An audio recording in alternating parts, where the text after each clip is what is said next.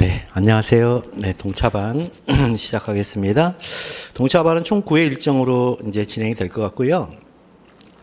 일단은 이제 기본 이론을 접하는 게 아니라 시험장 가서 어떻게 하더라도 한 줄이라도 혹은 두 줄이라도 이제 쓰고 나오는 그런 이제 쪽에 좀 관점을 가지고 해보려고 그래요. 그래서 일단은 그냥 문제에 바로 들어가서 풀이할 건데요. 이 다루는 문제들은 GS 2기 때 다뤘던 문제들을 그대로 동차반에 지금 풀어보려고 합니다.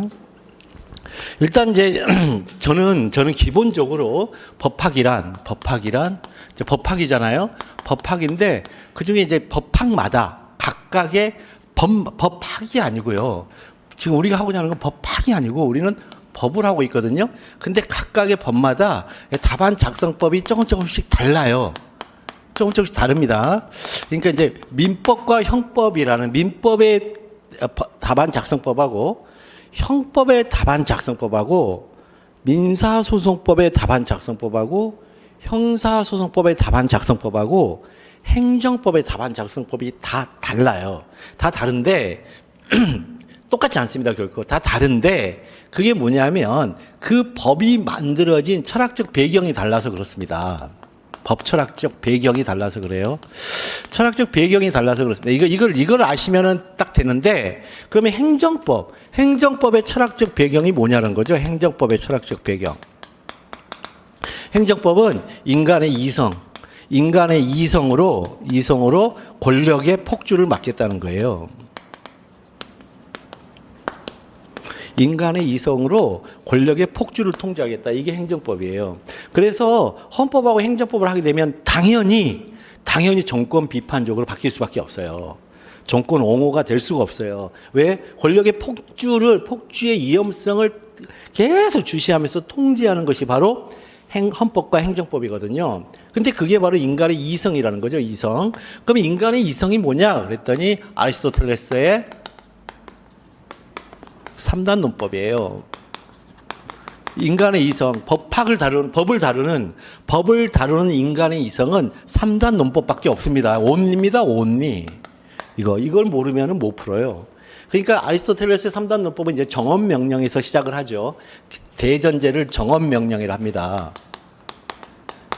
이 정언명령은 누가 발견했냐면 임마누엘 칸트가 얘기한 거죠. 임마누엘 칸트가 순수이성, 절대이성 얘기하면서 그 이성 얘기하거든요. 인간의 이성에 절대이성 비판, 순수이성 비판인데 사실 비판이라기보다는 절대이성과 순수이성이 도대체 뭐냐. 이제 그거를 하려고 했는데 그 편재성을 갖고 있는 신이라는 일반 이성과는 다른 이성이다. 이제 그런 얘기를 하면서 정언명령을 하게 돼. 이제 끄집어내는데 이 정언명령이 각 지역마다, 각 민족마다 그리고 각 대륙마다 각각이 다 다를 수가 있다. 그게 바로 이제 사회학적 법철학의 배경을 이루게 되거든요. 이제 북유럽에. 이제 그런 식의 이제 정언명령 얘기인데 그 3단 논법의 대전제를 이제 쓰고 그다음에 대전제로부터 뭘 빼느냐면 구체적으로 문제되는 소전제를 추출을 해야 되는데 이 추출하려면 여기에 뭐가 들어가야 추출이 가능하겠죠?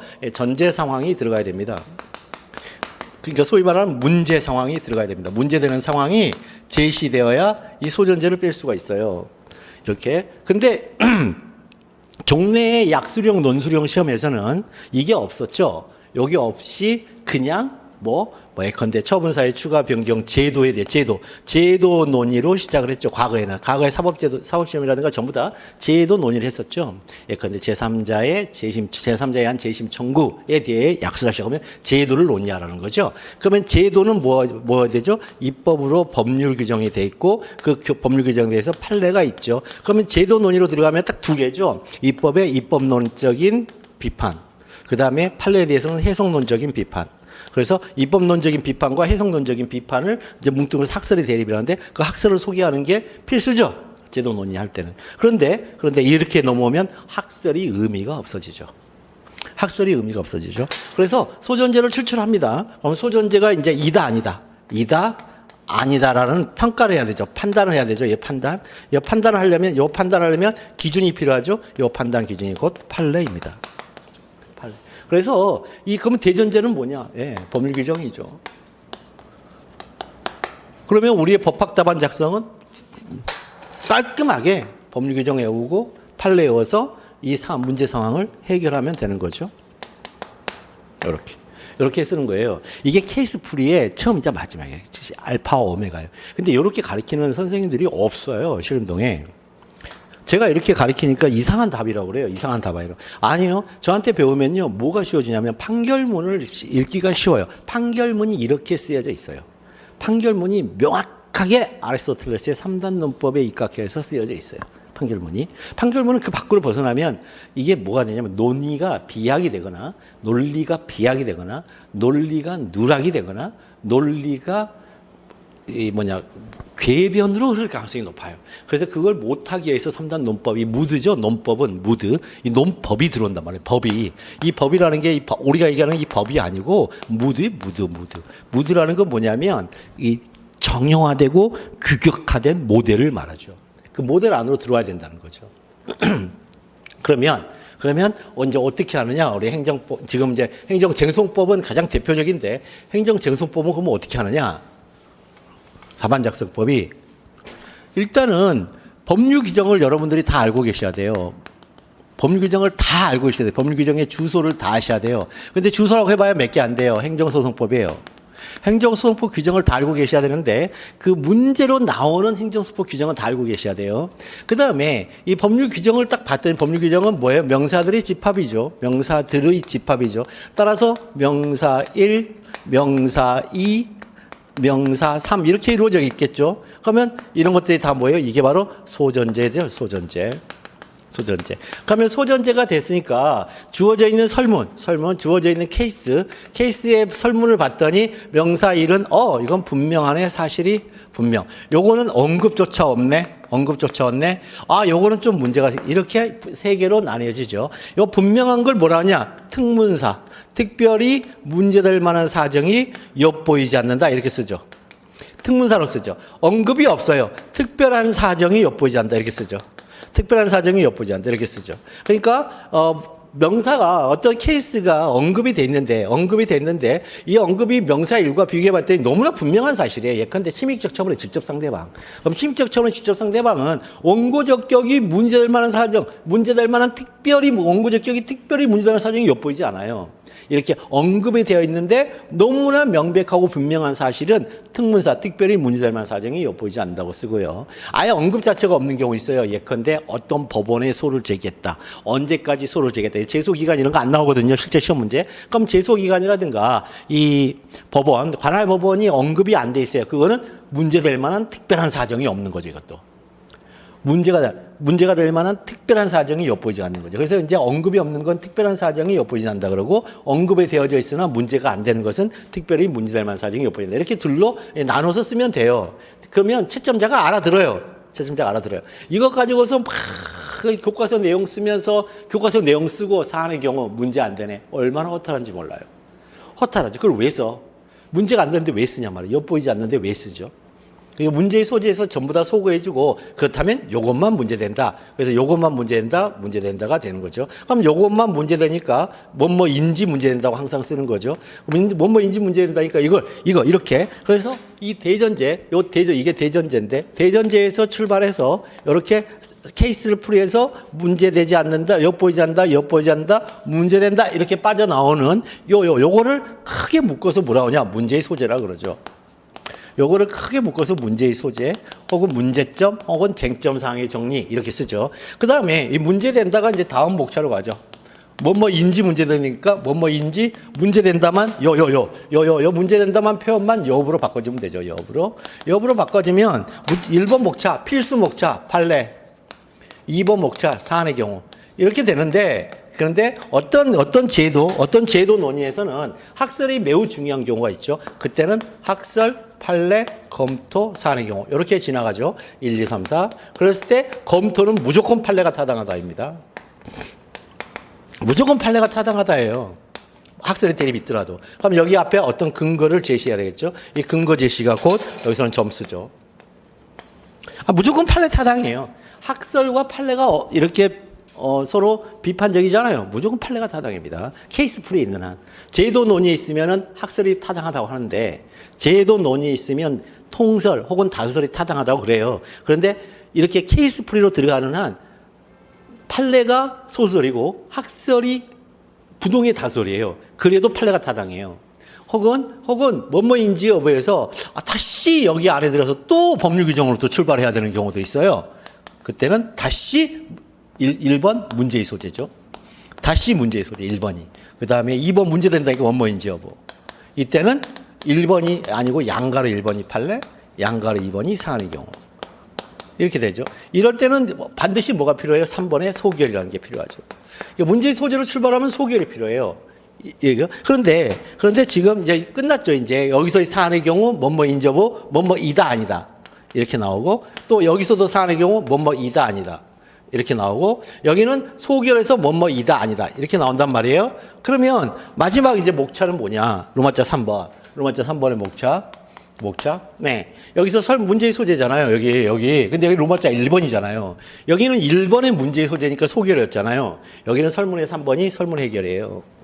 여기는 로마자로 들어가면 설문의 해결이에요. 여기는. 이렇게 쓰시면 돼요. 여기가 바로 결론이에요. 3단 논법에.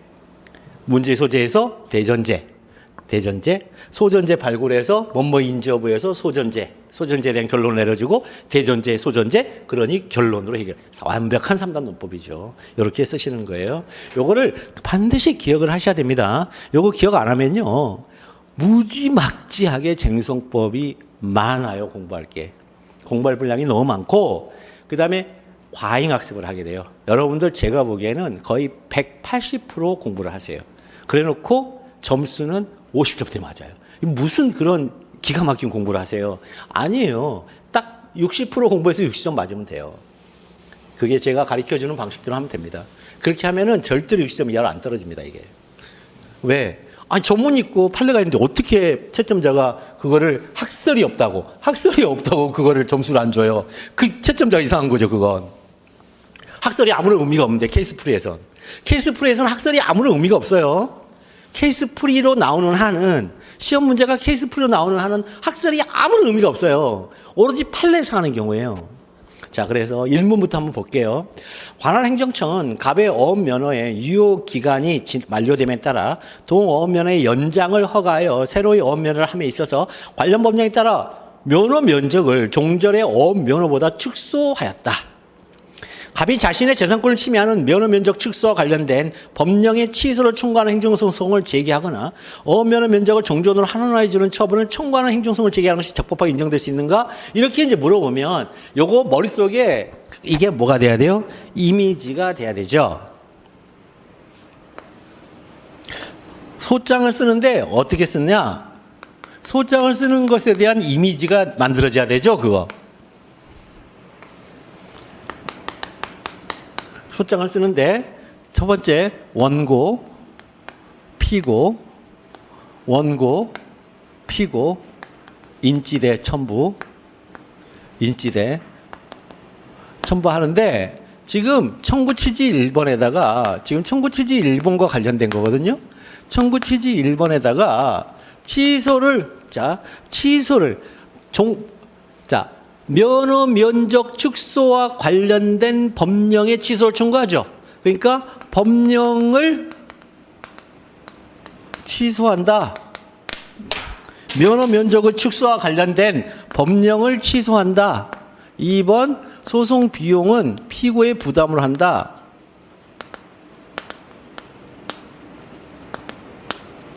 라는 판결을 구합니다. 이렇게 이제 소장을 쓰면 거기 나왔죠. 법령의 취소를 청구하는 행정소송. 법령의 취소를 청구하는 행정소송을 이렇게 쓰는 거예요. 법령의 취소를 청구하는 행정소송이라고 그래요. 이거를 청구 취지를 이렇게 쓰는 걸. 청구 취지를 이렇게 쓰는 걸 이렇게 얘기해요. 그다음에 청구 원인 법령이 위법함으로.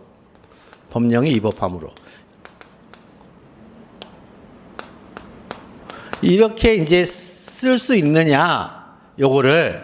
두 번째, 또 청구 취지 또 이쪽에 뭐냐면, 또 뒷부분이, 업면허 면적을 종전으로 환원하여 주는 처분을 청구. 자, 면허 면적을 종전으로 환원하는 처분을 발령한다. 발령하라. 2번 소송 비용은 피고의 부담으로 한다. 라는 판결을 구합니다. 청구원인 위법합니까? 이 어업면허 면적을 종전으로 환원한 처분을 하지 아니한 것이 위법하니까. 어업면허 면적을 종전으로 환원한 처분을 하지 아니한 것이 위법하니까. 하지 아니한 것이 위법하니까. 이렇게 쓸 수 있냐는 거예요. 이렇게 쓸 수 있느냐라고 했을 때 여러분들은 이거를 행정소송의 한계론으로 배우시거든요. 행정소송의 한계론으로는 답안 작성 못해요. 행정소송의 한계론은 답안 작성을 못해요.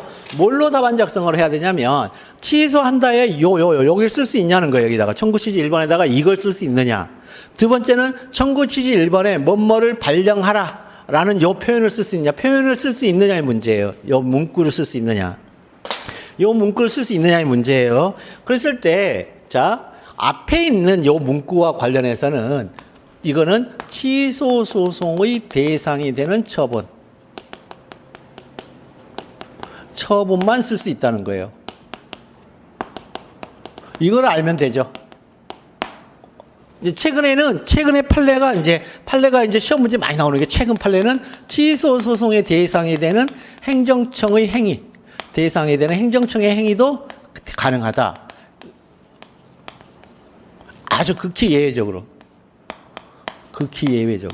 요게 이제 요즘에 시험 문제 많이 나오거든요. 그러니까 원래는 처분만 가능한데 취소의 대상이 되는 처분이 이게 한 문장이라 한 문장. 근데 여기는 취소의 대상이 되는 행정청이라는 수식어가 붙어 있는 행정청의 행위도 가능할 수 있다. 여기 이제 최근에 시험 문제 나오는 거예요, 여기가 특예 중에 특예예요, 최근에. 그러면 요 법령을 취소한다 할 때 요 법령이 취소의 대상이 되는 처분이냐는 거예요. 혹은 취소의 대상이 되는 행정청의 행위일 수 있냐는 거예요, 저게. 첫 번째가. 두 번째는 요것과 관련해서는 뭐뭐를 발령하라. 요거는 의무이행 소송이라 하는 거죠, 소위.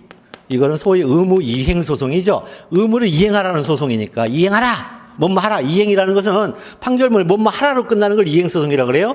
어면허 면적을 종전으로 환원한 처분을 발령하라. 종전으로 환원한 처분을 청구한다. 이 청구가 뭐냐면 발령하라. 라는 판결을 구합니다. 이렇게 했어요. 그럼 의무이행 소송이죠. 그럼 의무이행 소송은 행정소송법 4조에 언급되어 있냐는 거죠. 언급되어 있는 소송인가? 만약 언급이 안 돼 있다면, 언급이 안 돼 있으면 인정할 수 있을까? 이렇게 되는 거죠. 요렇게 푸는 문제죠, 요거. 그러니까 첫 번째 우리가 행정쟁송법에서 접하는 문제는 청구 취지 1번에 뭘 쓰지? 이렇게 되는 거죠.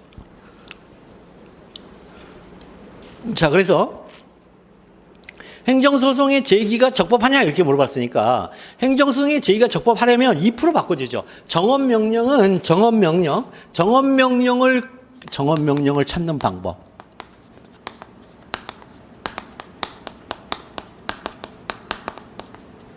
묻는 문제를 2% 바꿔라. 묻는 문제를 2% 하면 된다. 2% 바꿔버리면 된다. 방법이. 그럼 묻는 문제를 한번 2% 바꿔보자고요. 뭐냐면 법령의 취소를 청구하는 행정소송을 제기하거나 그 다음에 처분을 청구하는 행정소송을 제기하는 것이 적법하게 인정될 수 있는 거. 이걸 2% 바꿔볼게요.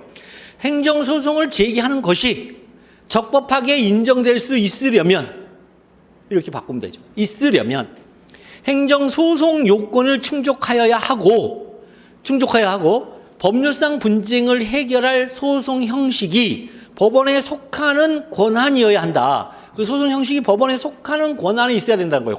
권한이 있는 법원에 속하는 권한 있는 소송 형식이어야 된다는 거예요. 그러면 이 법령이 법령을 취소한다 할 때 이 법령이 행정소송 요건을 충족하는 건가?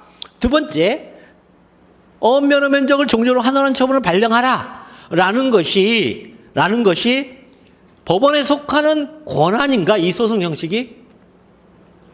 갑이 자신의 재산권을 침해하는 어업면허 취소와 관련된 법령의 취소를 청구하는 행정소송을 제기하거나 그대로 쓰면 돼요. 묻는 문제를. 묻는 문제와 관련하여 이렇게 쓰면 돼요. 그러니까 대전제를 쓰고 묻는 문제와 관련하여 정조로 하는 처분을 청구하는 행정소송을 제기하는 적법하게 인정될 수 있는가와 관련하여 첫째, 갑이 제기하는 자신의 재산권을 침해하는 면허면적 취소와 관련된 법령의 취소를 청구하는 행정소송이 취소소송의 대상적 격을 충족하는 문제된다. 그죠? 취소소송의 대상적 격, 여기에 대상적 격이 충족되는 처분만 여기 쓸 수 있으니까 명사, 목적어로. 둘째, 자, 그 다음에 어업면허 면적을 종전으로 환원해주는 청을 청구하는 행정소송이 법원에 속하는 권한인지 문제된다. 이게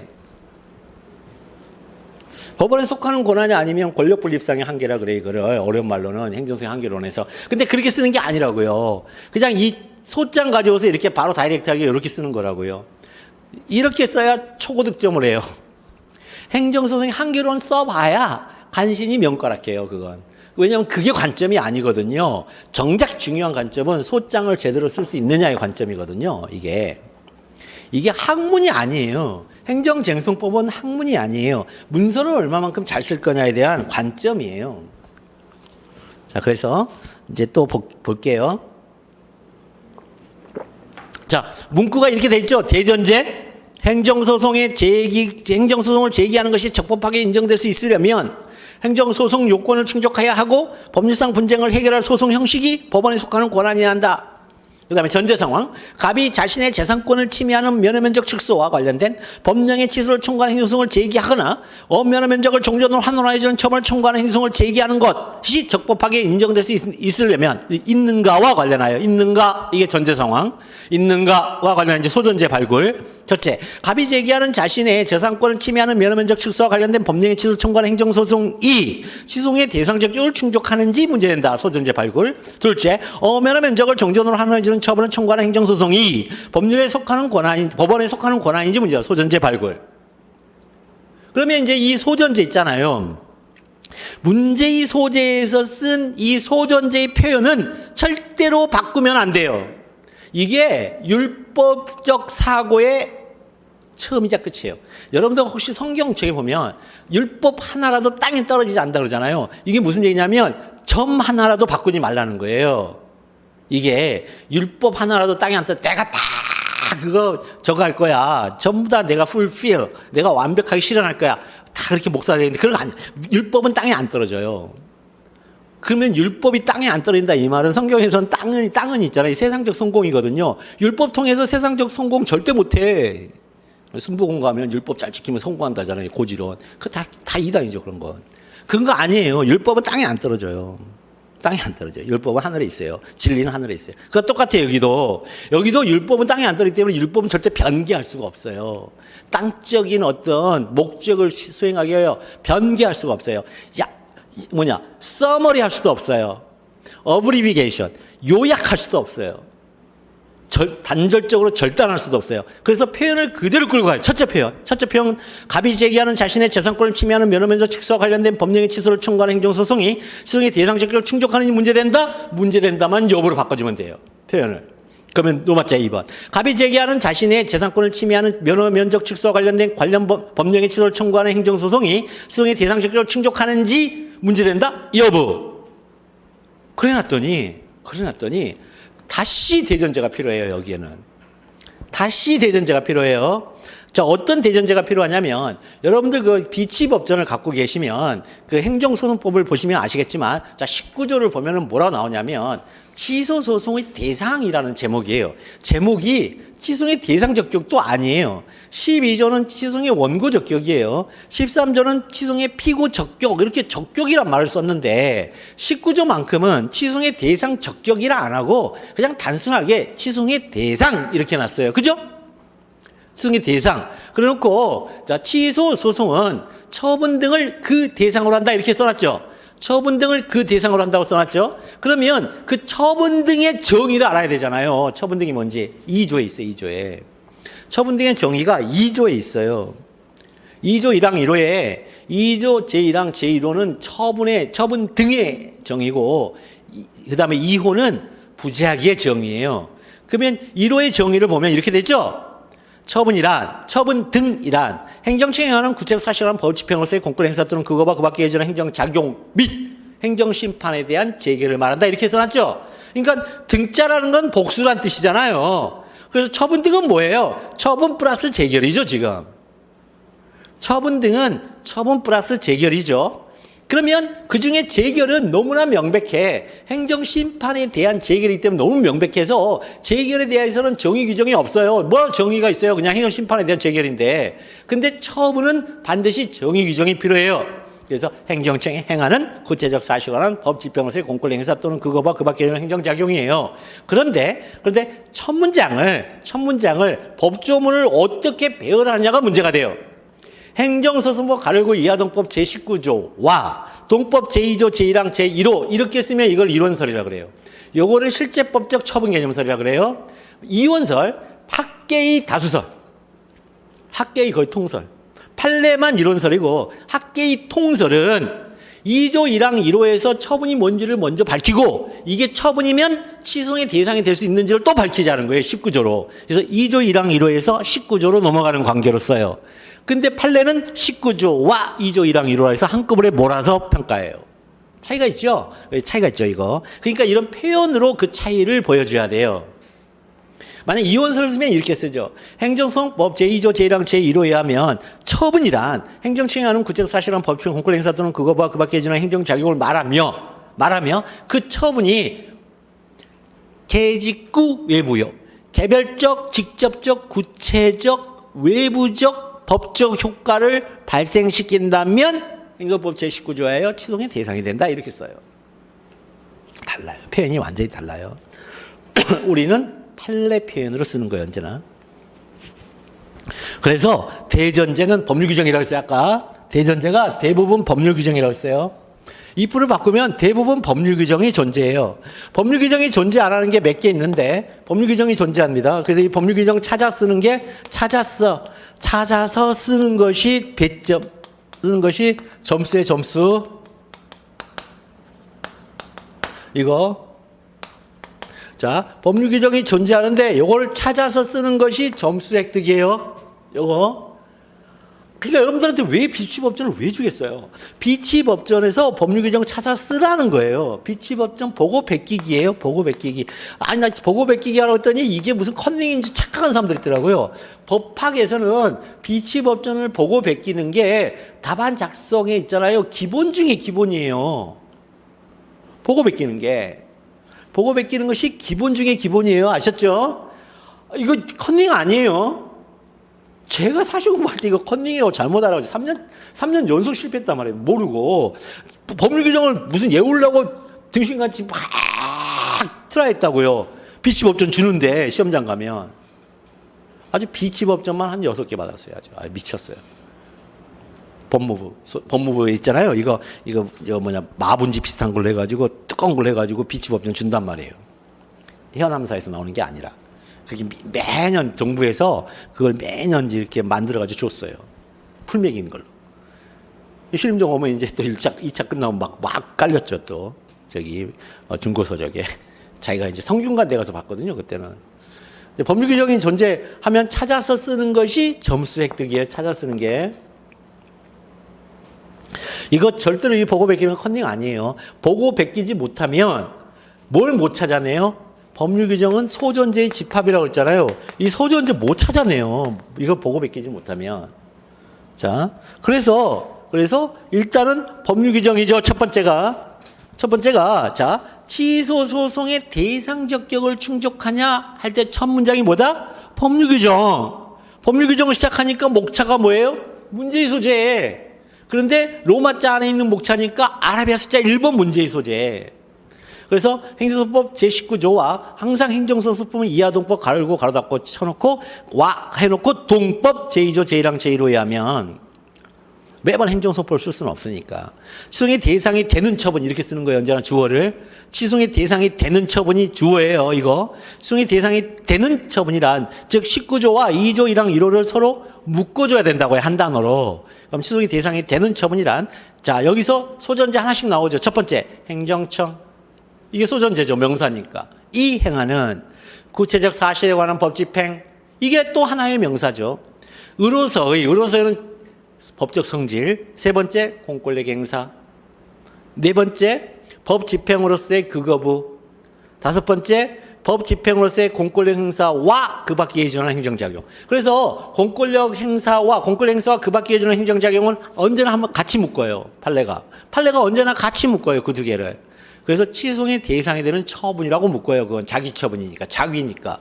그 다음에 극거부는 판례가 취소의 대상이 되는 거부 처분이라고 해줘요. 그걸. 자, 그래서 그 다음에 이제 전제 상황. 갑이 제기하는, 자, 여기서 전제 상황은 뭐뭐와 관련해서 쓰는데 이때 뭘 쓰는 거예요? 목차를 그대로 내려 쓰는 거예요.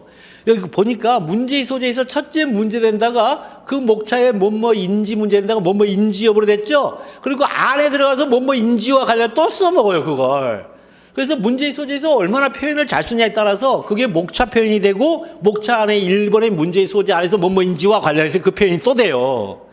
아, 이런 일관성, 이걸 컨지스턴시라는데 이런 일관성, 인지스턴시, 이런 일관성이 에세이의 기본입니다. 법학 에세이의 리걸 마인드를 보여주는 기본이에요. 이거는요, 우리 동양적 글쓰기가 아니에요. 우리 한민족이 가지고 있는 글쓰기가 아니라고요. 이거는 완벽하게 독일식 글쓰기예요. 이게 이 독일의 관념론적 글쓰기란 말입니다. 이게 아리스토텔레스의 3단 논법이 임마누엘 칸트에 이르러서 비로소 이 재발견된단 말이죠. 정언명령으로. 그 전까지는요. 아이씨, 저게 지배했잖아요. 다크 에이지. 성경이 지배했잖아요. 그 중세시대에. 봉건제. 왜냐면 역사가 퇴행됐어요. 그리스 로마 시대는 여러분 있잖아요. 공화제. 인류 역사에서 왕정이 아니고 공화제에서 출발한 나라예요. 그리스가 아테네. 신기하잖아요. 왕정이 출발한 게 아니라 공화정에서 출발했어요. 그랬다가 뒤에 카이저라는 케사르, 황제제로 갔어요. 카이저가 저거잖아요. 황제잖아요, 황제. 시저가 케사르로 하기도 하고, 독일어로는 카이저고, 그 다음에 영어로는 시저인데, 이 시저가 곧 황제죠, 황제. 자기 성이 황제를 뜻하는 보통 명사가 됐잖아요.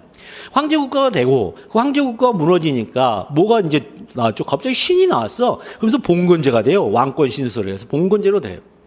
그러면서 이제 그 역사가 퇴행되죠. 완벽하게 퇴행됐죠. 그러다가 이제 르네상스를 거치면서 르네상스가 뭐죠? 공화정의 재발견이죠. 네, 그리스 인문학의 재발견이 뭐냐면 정치체제에서는 공화정의 재발견입니다. 그래서 현대 사회의 국민국가를 거치면서 이렇게 현대의 이제 민주국가로 오게 돼요. 공화정으로 오게 돼요. 여전히 위펑군주정이랑 이상한 나라도 있지만 공화정으로 다 넘어오게 됐잖아요. 이렇게 이제 넘어오는 거, 이게 역사의 퇴행이죠. 근데 그 퇴행적 역사가 바로잡히는 과정에서 이런 3단 논법이 재발견된단 말입니다. 법학에서도. 그래서 이 표현을 계속 유지하는 게 중요해요. 문제의 소재에서 네 번째 줄, 첫째, 뒷부분, 갑이 제기하는 자신의 재산권을 침해하는 면허면적 축소와 관련된 법령의 취소를 청구하는 행정소송이 취소의 대상적을 충족하는지 문제된다. 로마자 2번. 그대로 표현 가져가죠. 갑이 제기하는 자신의 재산권을 침해하는 면허면적 축소와 관련된 법령의 취소를 청구하는 행정소송이 취소의 대상적을 충족하는지 문제된다만 여부로 바꿔주죠. 그 다음에 문제의 소재에서도 대전제가 끝난 다음에 바로 세 번째 줄, 갑이 제기하는 자신의 재산권을 침해하는 면허면적 축소와 관련된 법령의 취소를 청구하는 행정소송이 취소의 대상적을 충족하는지 문제 여부 빼고 와 관련하여. 재산권을 침해하는 면허면적 축소와 관련된 법령이 시송의 대상이 되는 처분이 문제된다. 시송의 대상이 되는 처분만 여기다 쓸 수 있으니까 이 법령이 시송의 대상인지 문제된다. 시송의 대상이 되는 처분인지 문제된다. 그러면 2번 목차 그대로 또 끌고 가죠. 재산권을 침해하는 면허면적 축소와 관련된 법령이 시송의 대상이 되는 처분인지 여부. 판례 어떻게 받는지 보세요. 주어를 그대로 받아요. 항고성의 대상이 되는 처분이란 혹은 항고성의 대상이 되는 처분은 이렇게 있는 판례도 있고 항고성의 대상이 되는 처분이란 이렇게 쓰는 것도 있어요. 둘 다 주어죠. 직접조사잖아요. 주어는 원칙적으로 두 문자를 이렇게 오시면 돼요. 행공특법 권익이 국권직관 이렇게 오시면 돼요. 왼편의 여백에다가 행공특법권익이 국권직관 이렇게 써놓으세요. 이걸 방주처리를 하거든요. 여러분들 동차 때는요 무조건 있잖아요. 저 다음에 1기, 2기, 3기 이번에 동차 합격하면 너무 좋고 합격이 안 되더라도 내년에 100% 합격하기 위해서는 이 목차 있잖아요. 목차에 놓고 이게 판례라고 써져 있잖아요. 그럼 판례에 블라블라블라블라 이렇게 돼 있잖아요. 그럼 여기에 동그라미 이렇게 두 문자로 쳐놓고 여기다가 써놔야 돼요. 동그라미 땡땡땡땡땡땡땡 이렇게 여기다 옆에 이걸 여기를 방주로 하거든요. 옆주라고 하고 우리나라 말로는 한자로는 방주예요. 일본 한자로. 그래서 방주 처리해야 돼요. 그 다음에 읽을 때는 요거 읽고 요렇게 읽고 2번 사안의 경우. 사안의 경우도 방주 처리해야 되죠. 이것도 사안의 경우도 방주 처리하는 거죠. 이것도. 그러면 요렇게 읽고 여기서 이것 읽었더니 다 기억이 나. 그럼 이쪽에 들어갈 이유가 없죠. 근데 내가 이걸 왜 썼지? 그럼 들어가서 한번 확인해주고. 그래서 계속 요렇게 읽어가야죠. 마지막에 이렇게 들어갔다 나왔다 들어갔다 나왔다 하다가 결국은 시험 앞두고 한 3주 전에는 이렇게 들어갈 수 있도록 모든 책들이 제 책만 아니라 경영학 두 과목도 강사 선생님들이 어떤 자료를 주면 그 자료를 내 걸로 단권화해서 이렇게 계속 이걸 수험적 단권화를 하죠. 요걸 수험적 단권화하죠. 방주하는 게. 그래서 이렇게 계속 읽죠. 이렇게 계속 읽으면 책을 10회독하는 게 가능해지죠. 그러니까 합격기에 나 10회독 했어. 무슨 개뻥이야. 아니요. 진실이에요. 이렇게 읽으니까. 이렇게 읽어서 진실이죠. 그 다음에 요것을 읽는 게 시간이 많이 걸려. 그럼 내 말로 목차 읽고 방주 처리된 두 문자를 녹음을 해요. 그 녹음을 계속 듣고 다녀요, 그거. 예컨대 판례, 행공특법권익이 국권직관.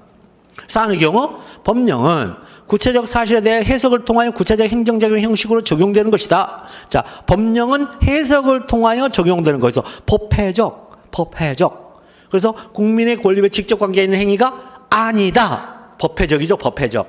해석을 통하여 어떻게 해요? 구체적 행정 작용의 형식으로 적용이 되는 거죠. 법령이 곧 직접적으로 적용되는 건 아니잖아요. 해석을 통해서 뭔가 어떤 또 행정작용이 또 필요하잖아요. 그래서 법회적. 법령은 구체적 사실에 대한 해석을 통하여 구체적 행정작용 형식으로 적용되는 것이므로 국권직관이 아니다. 사안의 경우 왼편 방주에다가 법회적 국권직관 X. 재산권을 침해하는 면허면적 축소와 관련된 법령은 자, 직접 관계된 행위가 아니다. 판례는 행위를 말한다. 판례를 통해서 봤더니 국권직관 아니네. 그러면 마지막에 2번 목차 있죠. 2번 목차를 마지막 문장으로 쓰는 거예요. 언제나 사안의 경우. 재산권을 침해하는 면허면적 축소와 관련된 법령 시송의 대상이 되는 처분 인지 여부잖아요. 인지 여부니까 이다 아니다 써줘야죠. 재산권을 침해하는 면허면적 축소와 관련된 법령은 시송의 대상이 되는 처분이 아니다. 이렇게. 그런 다음에 이제 1번의 문제의 소재 출발했으니까 이제 소전제도 다 했잖아요. 소전제 아니다. 그러면 소결 써줘야 된다 그렇죠. 문제의 소재 출발했으니까. 소결은 뭘 쓴다? 로마자 2번 목차에 평가를 써줘야죠. 로마자 2번 목차가 뭐예요? 갑이 제기하는 자신의 재산권을 침해하는 면허면적 축소와 관련된 법령의 취소를 청구하는 행정소송이 시송의 대상 적격을 충족하는지 여부 소결. 갑이 제기하는 자신의 재산권을 침해하는 면허면적 축소와 관련된 법령의 취소를 청구하는 행정소송은 시송의 대상 적격을 충족하지 아니한다. 이렇게 소결 써주고. 그 다음에 다시 로마자 3번은 이제 둘째 문제 된다. 면허면적을 정전으로 환원해주는 처분을 청구하는 행정소송이 법원에 속하는 권한인지 문제 된다. 그럼 로마자 3번은 둘째 문제 된다가 로마자 3번 면허면적을 종전으로 환원해주는 처분을 청구하는 행정소송이 법원에 속하는 권한인지 여부. 그러면 문제의 소재, 여기에 문제 소재에도 법령 규정이 있어요. 행정소법 4조를 한번 봐볼까요? 행정소법 4조를 보면 항고소송의 종류 이렇게 써져 있어요. 항고소송의 종류? 그러면 도대체 소장을 어떻게 쓰는 게 항고소송이냐는 거죠. 소장을 요렇게 쓰면 항고소송이에요. 요 표현이 들어가면 항고소송이에요. 구합니다. 뭐뭐라는 판결을 구합니다. 요 표현이 들어가면 항고소송이에요. 그러면 요렇게 쓸 수 있는 소송은 4조에 하면 뭐뭐 있다? 1호 취소소송, 2호 무효등 확인소송, 3호 부작 위법 확인소송 3개가 있대요. 뭐예요? 여기다 쓰는 거죠. 취소한다 라는 판결을 구합니다. 무효확인소송은 무효임을 확인한다 라는 판결을 구합니다. 부작위 완소송은 부작위가 위법임을 확인한다 라는 판결을 구합니다. 이렇게 쓴다는 거예요. 그러면 그렇게 쓰는 것, 그러니까 청구 취지 1번에 쓰는 건 마지막 동사, 우리가 흔히 수로라고 하는 수로라고 하는 동사 부분이 뭐로 끝난다는 거예요? 취소한다 라는 판결을 구합니다. 무효임을 확인한다 라는 판결을 구합니다. 부자기가 위법임을 확인한다 라는 판결을 구합니다. 이거는 사조에서 쓰라고 하는 건데 발령하라 라는 판결을 구합니다 라고 쓸 수 있을까? 사조에 없는데 그게 이런 뜻이에요. 동법 제4조에 하면 항고소송에는 취소소송 취소한다 라는 판결을 구합니다. 무효동 확인소송 무효임을 확인한다 라는 판결을 구합니다. 부자기 확인소송 부자기가 위법임을 확인한다 라는 판결을 구합니다 라는 소송이 있다는 거예요. 그러면 면허 면적을 종전으로 환원해 주는 처분을 청구하다. 처분을 하라. 종전으로 환원하여 주는 처분을 하라. 이렇게 청구하는 라는 판결을 구합니다 라는 이런 갑의 행정소송의 제기는 소위 의무이행소송이에요. 그러면 허업면허 면적을 종전으로 하는 처분을 청구하는 행정소송이 법원에 속하는 권한인지와 관련하여 소위 의무이행소송의 제기가 가능한지 문제되는 거죠. 그러면 여기서는 소위 무슨 소송이다라고 딱 정의를 내려준 다음에 그 소송의 제기가 가능한지 문제된다 이렇게 쓰시면 돼요. 그러면 이제 소위 의무행소송의 제기가 가능한지 문제된다. 다음 목차 뭐예요? 소위 의무행소송의 제기가 가능한지 여부죠. 그래서 여기는 판례 사안의 경우 이렇게 쓰면 되는데 여기가 학설이 매우 강력해요. 그래서 학판검사 써요. 학판검사. 학설 판례 검토 사안의 경우 학설 권력분립의 원칙상 의무행소송의 인정 여부는 입법정책의 문제. 입법정책의 문제가 뭐예요? 입법자가 정하는 대로 인정한다 이런 뜻이에요. 그런데 우리 행정소송법은 입법자가 뭐만 정했다는 거예요? 취소소송, 무효확인소송, 부자기확인소송만 해놨지 의무행소송을 안 해놨다. 인정을 안 했다. 입법정책의 문제로 안 했다. 그리고 행정법 제4조의 항고소송의 종류는 따라서 열거적 제한적이다. 그런 점에서 부정하는 견해. 에이 무슨 소리. 권력분립 목적은 권력 상호간의 견제를 통한 국민의 권리 보장이 있는 거지. 그러니까 권리 보장만 할 수 있다면 인정해야 되겠지. 그 다음에 행정소송법 4조 1호의 변경은 취소 또는 변경한 소송이거든요. 문자 그대로 적극적 변경이지 행정법 제4조는 그러니 예시 규정이야. 긍정하는 견해. 동그라미 3번 원칙적으로 허용할 수 없으나 처분 요건이 이례적이고 사전에 구제하지 않으면 회복할 수 없는 손해가 발생할 수 있으며 다른 구제 방법이 없는 경우에는 인정된다는 제한적 허용설. 요거 뭐예요? 제한적 허용설이. 이거 3번. 이게 바로 여러분들이 혹시나 들어봤는지 모르겠는데 행정개입 청구권이 발생하는 재량이 용어로 수축되는 경우에요. 이거는 우리 판례가 정말 있잖아요. 입에 개거품을 물면서 이거는 부정해요. 절대로 인정 안 해요. 이거는 통설이에요, 통설. 3번은 통설은 이렇게 인정을 해요, 우리나라. 통설은 이렇게 인정하는데 우리나라 판례는 절대로 인정 안 해요, 이거.